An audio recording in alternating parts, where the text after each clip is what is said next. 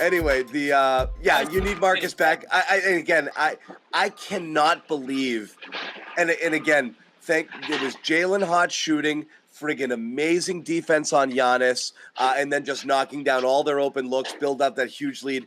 It's amazing they were able to win without Marcus tonight, and with Derrick White just being such a zero on offense, and also Pritchard coming in as an emergency guy because White was in foul trouble after that stupid fourth foul, the take foul on Giannis knocks him out in the third quarter. And Pritchard was close to his, not whatever. Pritchard was fine.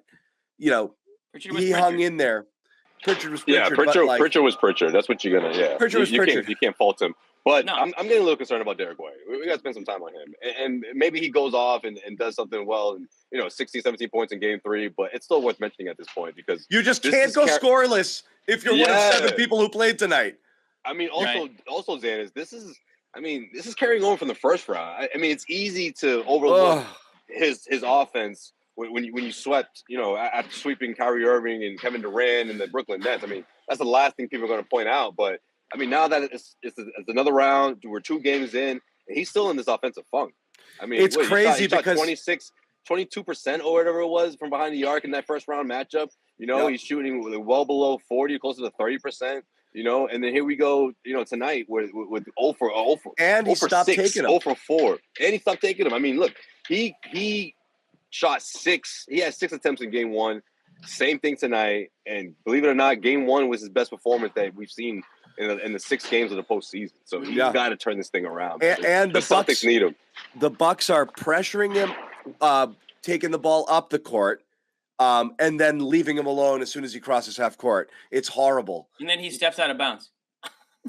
It's horrible. And not just not shooting. How many times did he airmail these loopy floating passes to people and make these really difficult catches? He was, in addition to his turnovers, he almost turned it over 2 or 3 other times.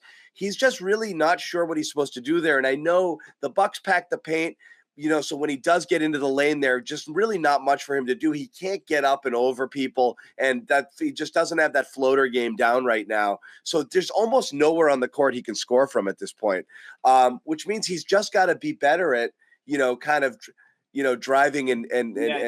Have to get to the line or something. Or get to the line. But he's in no man's land right now offensively. You cannot be a goose egg. Yeah, I mean, and again, he still moves the ball around well. I mean, he's still good. He does all those things that everyone wants to say, about. But at the end of the day, the point of the game is to score more points than the other team. And if he's giving you a 0, like you said, John, with a team that's only playing 7 guys, tonight it's hard to say you can't because they did win by 20 whatever, and he did. So in that sense, sure, he can, but it's certainly not something you want to get in the habit of doing. You want to be able to depend on these guys, not have to get 20 points from Jaylen Brown in the first quarter and not have to get 30 from Tatum all the time, You can't be a 0. You can't be a guy. You can't be a guy the other team is not worried about at all, because it really messes with your lineups, particularly when you have Rob out there. He was passing up shot. I mean, I saw him in the second half. He was definitely something he was thinking guys, about. we get it. He does other things. We're literally talking about his inability to score. We get it. Okay? Please, we get it. He does other things. He plays defense. Oh, my God. Well, if you knew ball, we get it. He does other stuff. But he can't be a 0 is all we're saying. You can't be a 0. Right. Yeah. And it'd be different if he was a 15 assist guy who's constantly had the ball in his hands. But he's not. He's not actually that great at it. He's good at moving it and getting out of the way. It doesn't stick in his hands for a long time, which is big hockey. But it doesn't stick in his hands, which is good. He's not a guy who's going to sit there and dominate the ball and dribble the air out of it for 15 seconds. He's not one of those guys. That's great. He keeps it moving.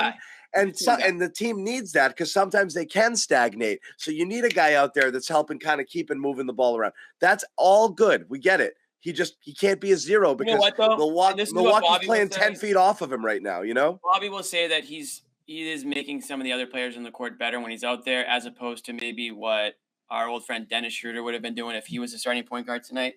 I know that's what Bobby's going to say. I know that's what a lot of the commenters probably and there's no question on the Schroeder stuff. Yeah. And it's correct. Of course, it's correct. So we get it, everybody. It's just, can we comment on the fact that my God, there was a big old. He was plus 22. We got it. Right. We can still have this conversation, guys. We got it. So anyway, there's still that, and that. Listen, we're not the only people. So saying it. all we're saying is they survived with this, which is amazing. Right. They survived with this, with this effort. Right. You know, it's. I think more and more media people and fans are starting to acknowledge it, that he needs to do a little bit more on the offensive end, other than just do everything else well. So that's that. Again, we're not going to do 45 minutes on Derrick White tonight, but we're talking about everybody on the team. There's only 7 guys who played. 7 guys played. We get to them all at some point.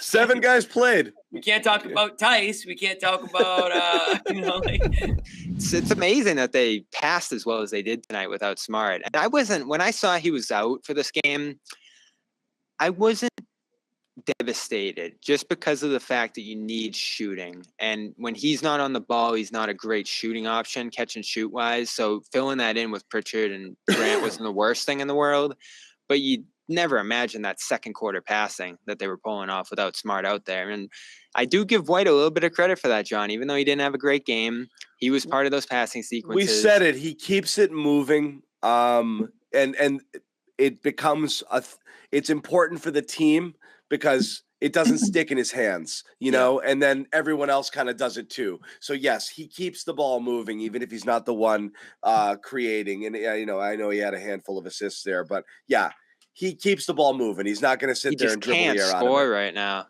from anywhere. No, I know, but you can't say that.